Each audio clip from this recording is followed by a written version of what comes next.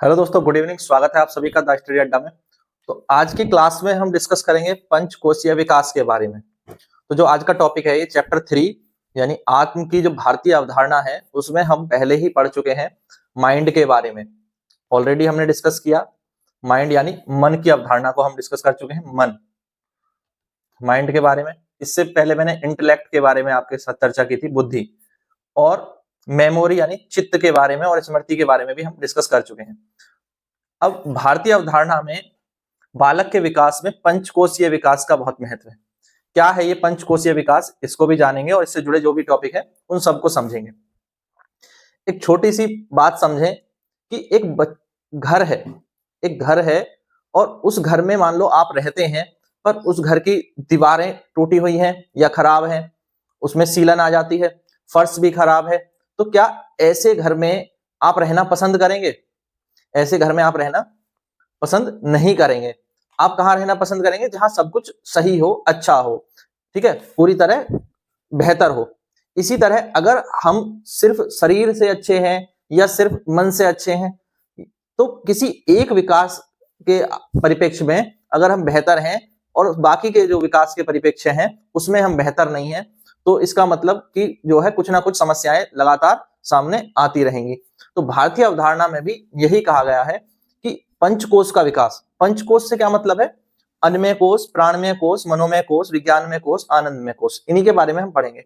यानी अन्नमय कोश शरीर से जुड़ा है। किससे जुड़ा है? शरीर से। तो शरीर रोग से मुक्त हो, स्वस्थ हो। और प्राणमय कोश किससे जुड़ा है? ऊर्जा से, ऊर्जा से जुड़ा है। और मनोमय कोश मन से, विज्ञानमय कोश ज्ञान से, और आनंदमय कोश आनंद या खुशी से। तो अगर कोई व्यक्ति जो है जिसका सभी स्तर का विकास इस तरह से हो कि जिसमें इन सब का बेहतर विकास हो, अन्नमय कोश, प्राणमय कोश, मनोमय कोश, विज्ञानमय कोश, तो वो जीवन में एक बेहतर व्यक्ति बनेगा, उसका व्यक्तित्व बेहतर होगा। तो पंचकोश विज्ञान को या पंचकोश के विकास को आज की क्लास में जानेंगे और समझेंगे। और भारतीय दर्शन में बहुत इंपॉर्टेंट टॉपिक है, जहां पर हम आत्म के कॉन्सेप्ट को जब पढ़ते हैं तो आत्म केवल शरीर तक सीमित नहीं है, ठीक है। आत्म जो है वो केवल शरीर तक सीमित नहीं होता। ये माना गया है कि जो व्यक्ति का विकास है वो 5 स्तरों पर या 5 कोषों में देखा जाता है। अब ये 5 कोष कौन से हैं? जैसे मैंने पहले बताया, अन्नमय कोष जिसे हम भौतिक शरीर कह सकते हैं, जिसे हम देख सकते हैं, छू सकते हैं। प्राणमय कोष जो कि किससे बना है? ऊर्जा से बना है, शरीर की श्वास शक्ति, प्राण शक्ति, ऊर्जा से बना है। मनोमय कोष जो शरीर की भावनाओं, विचारों और मानसिक अवस्था से बना है, यानी मन से जुड़ा है। ये किससे जुड़ा है? मन से जुड़ा है। विज्ञानमय कोष, विज्ञानमय कोष बौद्धिक क्षमता, ज्ञान और विवेक से संबंधित है। और ये किससे जुड़ा है? बुद्धि से। इसे हम कह सकते हैं ये बुद्धि से जुड़ा हुआ है। वहीं आनंदमय कोष, आनंदमय कोष जो है ये आनंद से जुड़ा है। इसे हम सूक्ष्म आंतरिक कोष मानते हैं। क्या मानते हैं? सूक्ष्म आंतरिक कोष है जो आनंद और पूर्ण संतुष्टि से जुड़ा है। तो इस प्रकार किसी व्यक्ति के संतुलित विकास के लिए इन सभी कोषों का संतुलित और कार्मिक विकास आवश्यक है। तो शिक्षा का उद्देश्य है इन 5 कोषों का संतुलित और कार्मिक विकास करना। और 5 कोष कौन से हैं ये आप समझ चुके हैं। अन्नमय कोष, प्राणमय कोष, मनोमय कोष, विज्ञानमय कोष और आनंदमय कोष। एक एक करके इनके बारे में जानेंगे, ठीक है। 5 कोष के बारे में यहाँ भी देख सकते हैं। अन्नमय कोष जो भौतिक शरीर जिसे हम देख सकते हैं, छू सकते हैं। प्राणमय कोष ये ऊर्जा से बना शरीर जिसमें श्वसन और प्राण आदि संबंधित होते हैं। मनोमय कोष जो शरीर की भावनाओं, विचारों और मानसिक अवस्था से बना है, यानी मन। विज्ञानमय कोष जो बुद्धि से संबंधित है, बौद्धिक क्षमता, ज्ञान और विवेक से संबंधित है। वहीं आनंदमय कोष जिसे हम सूक्ष्म आंतरिक कोष भी कहते हैं, ये आनंद और पूर्ण संतुष्टि से संबंधित है। यहां तक की बातें क्लियर समझ में आ रही है? कोई डाउट? आगे चलें। देखो, सबसे पहले बात करेंगे अन्नमय कोष के बारे में। बहुत इंपॉर्टेंट है। अन्नमय कोष किससे जुड़ा है? शारीरिक विकास के स्तर से संबंधित है। तो शारीरिक विकास में क्या आ जाएगा? शरीर की रचना, अंग, ठीक है, स्वास्थ्य, शारीरिक शक्ति। और ये जो शारीरिक विकास है या शरीर है किसका बना है? हमारे भोजन का, अन्न से बना है, अन्न से निर्मित है। इसीलिए इस कोष का नाम क्या रखा गया? अन्नमय कोष। अन्नमय कोष। शरीर का निर्माण के लिए क्या जरूरी है? भोजन जरूरी है, यानी अन्न की आवश्यकता होती है। इसलिए इस जो रूप है, जो शारीरिक विकास है, इसके लिए क्या जरूरी है? अन्न जरूरी है। इसलिए इसका नाम अन्नमय कोष है। अन्न से अन्नमय कोष। और अन्नमय कोष किससे संबंधित है? शरीर से। ऐसे याद कर लेंगे। तो भौतिक शरीर है जिसे हम देख सकते हैं, छू सकते हैं। क्या विशेषता है इसमें? शरीर का पोषण आवश्यक है। क्या आवश्यक है? शरीर का पोषण। और ये कैसे होगा? खाद्य पदार्थों से। शरीर के पोषण के लिए क्या जरूरी है? एक अच्छा संतुलित आहार। अच्छे पोषण के लिए क्या जरूरी है? संतुलित आहार, जिसमें सभी पोषक तत्वों की मात्रा उपलब्ध हो। और अन्नमय कोश किससे जुड़ा है? शारीरिक वृद्धि और विकास से। वृद्धि और विकास के चरण आपने पढ़े हैं, ठीक है। तो शारीरिक वृद्धि और विकास से जुड़ा है अन्नमय कोश। वहीं अन्नमय कोश जुड़ा है आपके स्वास्थ्य और रोग प्रतिरोधक क्षमता से। जब शरीर स्वस्थ होगा तो व्यक्ति का स्वास्थ्य अच्छा होगा, क्योंकि ये किसकी बात कर रहा है? अन्नमय कोश बात कर रहा है शारीरिक विकास की। और हमारा स्वास्थ्य भी किसका हिस्सा है? शारीरिक विकास का हिस्सा है। स्वास्थ्य शारीरिक विकास का हिस्सा है।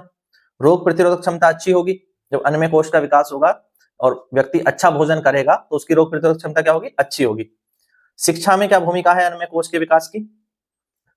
शिक्षा में अन्नमय कोश के विकास की क्या भूमिका हो सकती है? शिक्षा में अन्नमय कोश का विकास कैसे कर सकते हैं? शारीरिक शिक्षा के द्वारा, फिजिकल एजुकेशन दी जाए, बच्चे को शरीर का ज्ञान दिया जाए, कैसे शरीर का विकास होता है। खेल कूद आवश्यक है, तो इसके लिए जो है शिक्षा में खेल कूद, योग, व्यायाम इनको जोड़ा जाए। तो विद्यालय में ये सब गतिविधियां सम्मिलित हो, जिससे बच्चे का क्या हो? शारीरिक विकास हो। शारीरिक विकास का ही मतलब है अन्नमय कोश का विकास हो। तो अन्नमय कोश के विकास के लिए शिक्षा क्या हो? शारीरिक शिक्षा हो, खेल कूद, योग, व्यायाम, ये सब विद्यालय के जो पाठ्यक्रम है और सह गतिविधियां उनका हिस्सा हो। और बच्चे को स्वच्छता और पोषण की शिक्षा दी जाए, इसके बारे में बताया जाए, ठीक है। साफ सफाई के बारे में बताया जाए, खुद की साफ सफाई, घर की, आस पड़ोस की सभी की साफ सफाई के बारे में बच्चे को जागरूक किया जाए और साफ सफाई का पूरा ध्यान रखा जाए। साथ ही पोषण की शिक्षा, यानी क्या खाना अच्छा है, क्या खाना सही है, क्या खाना सही नहीं है, संतुलित आहार क्या है, ये सब चीजें जब बच्चा जानेगा तो वो अपने अन्नमय कोश का विकास सही ढंग से कर सकेगा, ठीक है। तो शिक्षा में ये सब सम्मिलित होना चाहिए, क्योंकि स्वस्थ शरीर में ही स्वस्थ मस्तिष्क का विकास संभव है। ये तो बहुत फेमस कोट है, तो याद रखेंगे, अन्नमय कोश से जोड़ करके आप इसको लिख सकते हैं। जब शरीर स्वस्थ होगा तभी व्यक्ति जो है वो विद्यालय में अच्छे ढंग से बच्चा जो है वो शिक्षा पा पाएगा, ठीक है। दूसरा कोश कौन सा है? वो है प्राणमय कोश। प्राणमय कोश ये किससे जुड़ा है? ऊर्जा और जीवन शक्ति के स्तर से, यानी ऊर्जा से बना हुआ कोश, इसे कहेंगे प्राणमय कोश। दूसरे नंबर पर है, ये जीवन शक्ति का या प्राण का प्रतिनिधित्व करता है। अब प्राण का यहां मतलब है श्वास से, श्वसन से। श्वास जो ऊर्जा के प्रवाह से जुड़ी होती है। जब हम सांस लेते हैं तो सांस लेने से क्या होता है? आपने एक टॉपिक पढ़ा होगा, रेस्पिरेशन। रेस्पिरेशन, जब हम सांस लेते हैं तो हम ऑक्सीजन अंदर लेते हैं, और जब ये ऑक्सीजन सेल्स को पहुंचती है तो सेल्स में मौजूद माइटोकॉन्ड्रिया ऑक्सीजन लेकर के वहां से ऊर्जा को रिलीज करता है, एनर्जी को छोड़ता है। तो जब एनर्जी रिलीज होती है उससे फिर हमारा जो शरीर है वो फंक्शन करता है, अपने काम को, जो कोशिका है वो अपने काम को सही ढंग से कर पाती है। अब माइटोकॉन्ड्रिया से ऊर्जा का जो निकलना है, एनर्जी का जो रिलीज है, वो सही ढंग से हो, इसके लिए क्या है? हम श्वसन क्रिया को सही ढंग से करें। अब सांस लेने की क्रिया भी सही ढंग से करें का मतलब है कि आपको स्वच्छ हवा में कुछ समय तक जैसे प्राणायाम वगैरह करना चाहिए, अनुलोम विलोम प्राणायाम। इससे आपका जो मन मस्तिष्क है उसमें ऊर्जा का प्रवाह अच्छा बेहतर होता है, क्योंकि जब शरीर में ऑक्सीजन की मात्रा जो बेहतर पहुंचती है और सुबह का वातावरण भी स्वच्छ होता है, और उस समय जो है ध्यान करते समय अगर आप प्राणायाम और अनुलोम विलोम करते हैं तो आपका जो मन है वो संतुलित हो जाता है और आपकी ऊर्जा भी जो है वो संतुलित हो जाती है। तो ऑक्सीजन जाकर के आपके शरीर में इस तरह का जो प्रभाव है वो पैदा करती है। तो प्राणमय कोश बहुत जरूरी है, इसका विकास भी जरूरी है। और ये विकास कैसे होगा? श्वसन क्रिया में, जैसे मैंने बताया, प्राणायाम, अनुलोम विलोम, इस तरह की क्रिया करने से आप जो है प्राणमय कोश पर नियंत्रण पा सकते हैं या उसे बेहतर कर सकते हैं। तो आपके शरीर में ऊर्जा का संतुलन होगा, प्राणमय कोश के विकास से ऊर्जा का संतुलन होगा, श्वसन क्रिया बेहतर होगी और आपकी सहन शक्ति और सक्रियता और गतिशीलता भी बढ़ेगी, क्योंकि व्यक्ति के अंदर ऊर्जा का प्रवाह बढ़ेगा, ठीक है। तो शिक्षा में इसकी क्या भूमिका है? शिक्षा में हम इसको जोड़ सकते हैं प्राणायाम से, ध्यान योग से और जीवन शैली में अनुशासन से जोड़ सकते हैं, ठीक है। डिटेल में बताने की जरूरत नहीं है कि जो पाठ्यक्रम है उसका हिस्सा बनाया जाए प्राणायाम को, अनुलोम विलोम को, योग को और ध्यान आदि को, ताकि जो है बच्चों में एक तो इससे ऊर्जा का प्रवाह बेहतर होगा, बच्चों के प्राणमय कोश का विकास होगा, साथ ही उनका जो ध्यान है, फोकस है, वो बढ़ेगा, है ना। और जीवन को अनुशासित करने में भी इसकी महत्वपूर्ण भूमिका है। तो यह कोश व्यक्ति को कर्मशील, जागरूक और सक्रिय बनाता है, ठीक है। तीसरा देखें मनोमय कोश।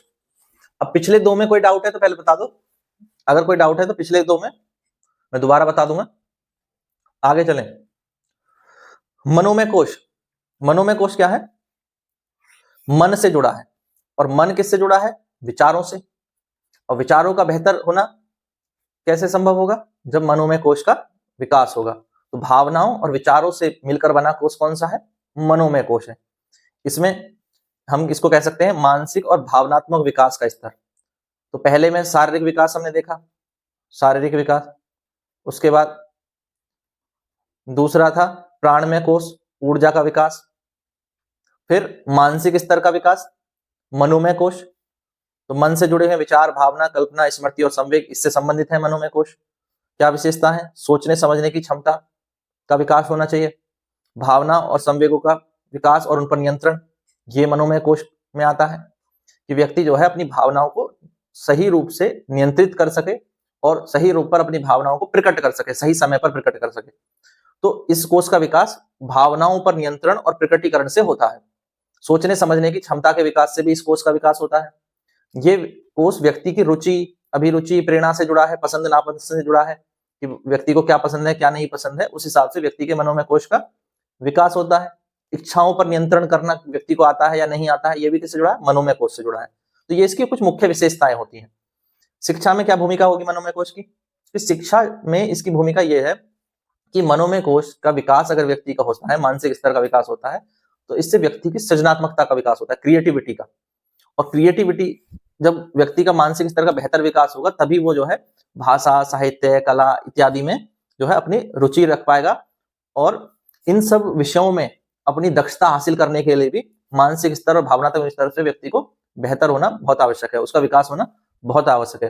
तो जिन बच्चों का भावनात्मक विकास अच्छा होता है, वही तो साहित्य और कला में जो है वो अच्छा प्रदर्शन कर पाते हैं, क्योंकि कला जो है वो भावनात्मक स्तर से बहुत जुड़ी है। कोई इमेजिन करके पेंटिंग बनाना, इसमें क्या है? इसमें व्यक्ति की भावनाएं जुड़ी हैं। वो किस चीज को किस रंग ढंग से देखता है, उसी को फिर वो कागज पर प्रेजेंट करता है। इसी तरह से साहित्य है, इसी तरह से कहानी लिखना है, कविता लिखना है, लेखन है, जितने भी क्रिएटिव काम है ना, इनमें भावनात्मक विकास बहुत बेहतर ढंग से होता है। तो शिक्षा में बच्चों को किससे जोड़ा जाए? कला और साहित्य, कविता, कहानी, क्रिएटिव कामों से जोड़ा जाएगा, तो बच्चे का जो मानसिक स्तर है और भावनात्मक स्तर है वो बहुत बेहतर होगा। तो भावनात्मकता की शिक्षा दी जानी भी जरूरी है। आजकल तो एक पूरा सब्जेक्ट होता है इमोशनल इंटेलिजेंस। आप में से किसी ने सुना है ये सब्जेक्ट, इमोशनल इंटेलिजेंस, या जिसे हम कहते हैं भावनात्मक बुद्धि? भावनात्मक बुद्धि क्या है? भावनात्मक बुद्धि से संबंध है कि जो जिसके द्वारा हम संवेगों का, भावनाओं का प्रकट करते हैं और संवेगों और भावनाओं का नियंत्रण करना, संवेग और भावनाओं पर नियंत्रित करना और उनका सही ढंग से संवेग और भावनाओं को, विचारों को प्रकट करना, ये आता है किसमें? भावनात्मक बुद्धि में। तो इमोशनल इंटेलिजेंस भी आजकल बहुत इंपॉर्टेंट जो है एजुकेशन का पार्ट माना जाता है। और बच्चे की इमोशनल इंटेलिजेंस का विकास जब होगा, जब हम उसे इसके बारे में बताएंगे, समझाएंगे, और किसी पक्ष को या किसी घटना में किस तरह से व्यवहार करना चाहिए, किसी समय कैसा व्यवहार करना चाहिए, अपनी भावनाओं को किस ढंग से प्रकट करना चाहिए या कब किस ढंग से नियंत्रित करना चाहिए, ये सीखना भी उतना ही आवश्यक है जितना हम किसी विषय को सीखते हैं। गणित, हिंदी, कला, विज्ञान पढ़ते हैं, उतना ही भावनाओं पर नियंत्रण और उनका सही ढंग से प्रकटीकरण सीखना भी उतना ही आवश्यक है। यानी मनोमय कोश का विकास भी बहुत जरूरी है। और इसी में भावनात्मक शिक्षा, यानी आजकल हम कह सकते हैं इमोशंस की एजुकेशन या इमोशनल एजुकेशन भी बहुत जरूरी है।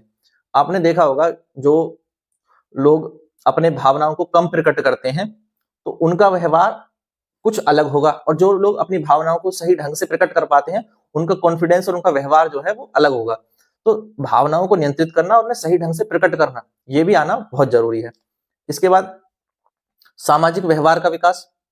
सामाजिक व्यवहार का विकास कैसे होता है? ये भी मानसिक विकास से जुड़ा है। तो जिस व्यक्ति के मनोमय कोश का विकास बेहतर होगा, जिसको ये सोचने समझने की क्षमता जिसकी अच्छी होगी, जिसकी भावना और संवेगों पर नियंत्रण या प्रकट करने का जो तरीका है वो बेहतर होगा, तो वही क्या, उसी का सामाजिक व्यवहार कैसा होगा? बेहतर होगा। तो किसी का सामाजिक व्यवहार की शिक्षा के लिए या सामाजिक व्यवहार के विकास के लिए भी क्या जरूरी है? मनोमय कोश का विकास जरूरी है। ये कोश व्यक्ति को संवेदनशील और सामाजिक बनाता है। तो जिस व्यक्ति का मनोमय कोश का विकास बेहतर ढंग से होता है, उसकी इमोशनल इंटेलिजेंस भी अच्छी होती है, और इमोशनल इंटेलिजेंस अच्छे होने से ही क्या है कि वो व्यक्ति संवेदनशील होता है, वो दूसरों की भावनाओं को आसानी से समझ लेता है। और जब व्यक्ति दूसरों की भावनाओं को आसानी से समझ लेता है तो ऐसे व्यक्ति जो है सामाजिक भी होते हैं और सामाजिकरण में उनकी जो भूमिका है वो किसी अन्य व्यक्ति की अपेक्षा में अधिक बेहतर होती है।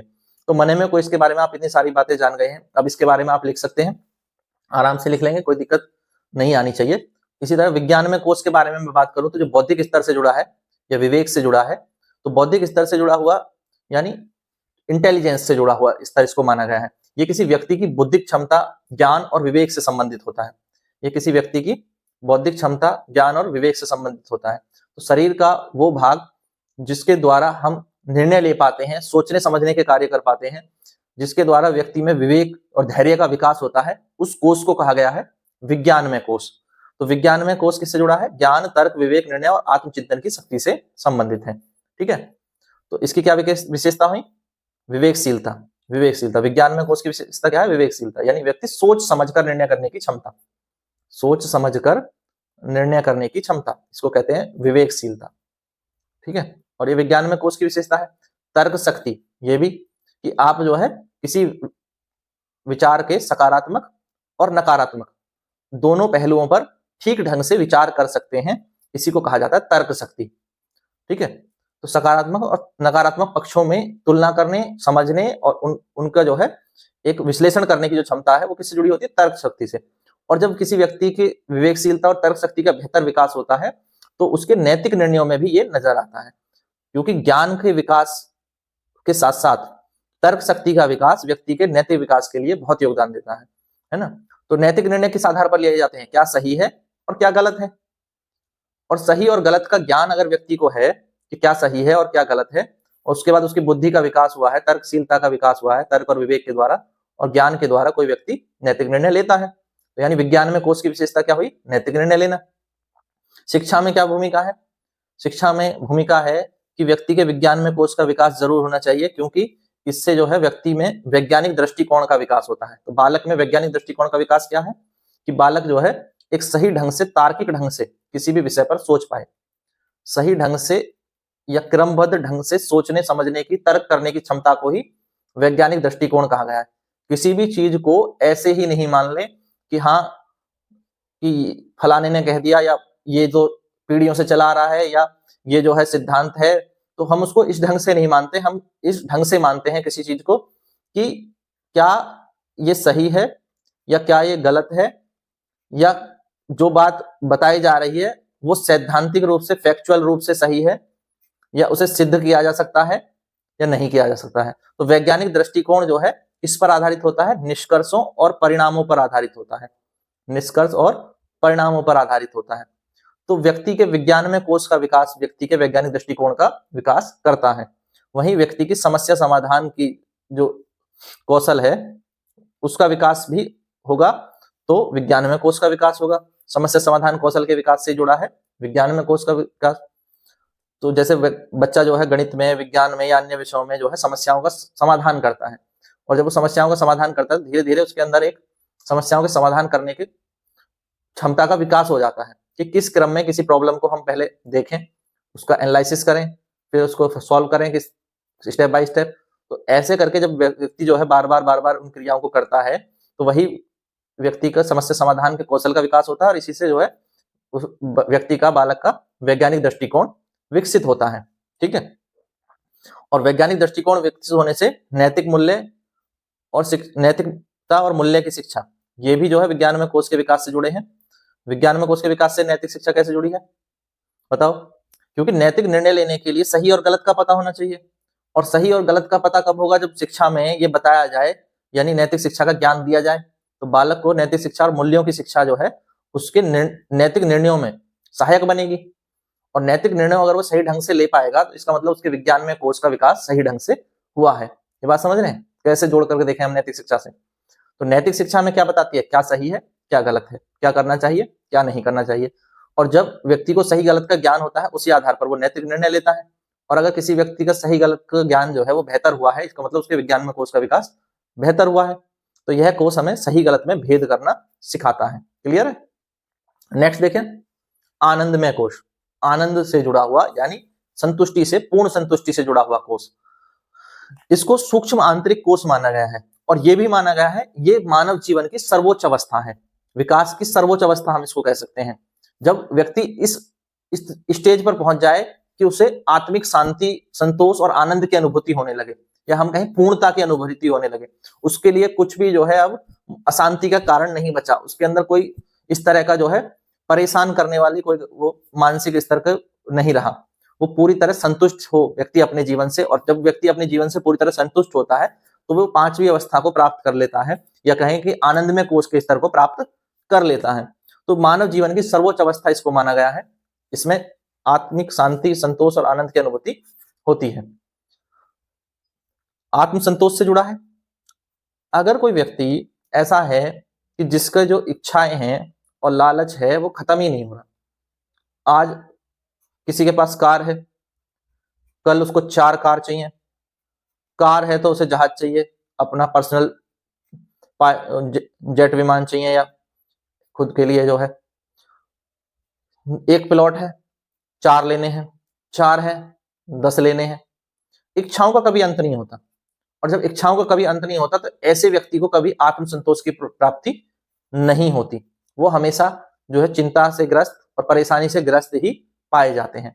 इसलिए शिक्षा में आनंदमय कोष के विकास को इसीलिए जोड़ा गया है कि व्यक्ति जब मानसिक शांति के स्तर को प्राप्त करेगा या मानसिक शांति के स्तर पर होगा तो इन सब चीजों से थोड़ा सा जो ऊपर उठेगा और उसमें आध्यात्मिक चेतना विकसित होगी। ये मान लेना कि मेरे पास जो है वो मेरे लिए इनफ है। जब तक आप ये नहीं मानेंगे कि जो आपके पास है चीजें वो इनफ हैं, या एक स्तर पाने के बाद भी आप जो है लगातार कुछ ना कुछ पाने की इच्छा करते रहेंगे, तो इससे क्या होगा, आपके अंदर एक बेचैनी, असंतुष्टि का भाव हमेशा रहेगा।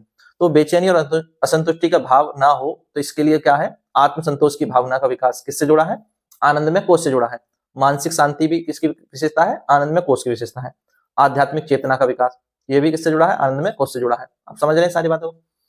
अब इन सब विशेषताओं का बालक के अंदर विकास हो, इसके लिए शिक्षा कैसी हो, इसके लिए शिक्षा में क्या चीजें जोड़ी जानी चाहिए, ध्यान को, आत्मचिंतन को, है ना, आत्मचिंतन करना कि हमें क्या चीजों की आवश्यकता है और किन चीजों की आवश्यकता नहीं है। और जब हम इस चीज का आत्मचिंतन करते हैं, क्या मेरे पास जो संसाधन है वो मेरे जीवन के लिए पर्याप्त है या पर्याप्त नहीं है, और जब पर्याप्त है तो मैं क्यों बेचैन रहूं हर चीज पाने के लिए। इस तरह का जो हम वो है आत्मचिंतन अगर करें और ध्यान करें तो उससे जो है मानसिक शांति जो है बालक के अंदर बढ़ेगी, और लालच, द्वेष और ईर्ष्या की भावना और ये सब कुछ पाने की जो भावना है, और उसके लिए चाहे रास्ता सही हो या गलत हो, इस तरह की भावनाओं पर वो नियंत्रण पा सकेगा ध्यान के द्वारा, आत्मचिंतन के द्वारा। साथ ही इस कोष के विकास के लिए नैतिक मूल्यों का विकास भी बहुत जरूरी है। ठीक है, नैतिक मूल्यों का विकास होगा तभी जो है व्यक्ति के आनंदमय कोष का विकास होगा, और व्यक्ति का जीवन के प्रति सकारात्मक दृष्टिकोण का विकास जो कि शिक्षा के द्वारा किया जाए, कि बालक जो है जीवन के प्रति क्या हो, सकारात्मक हो।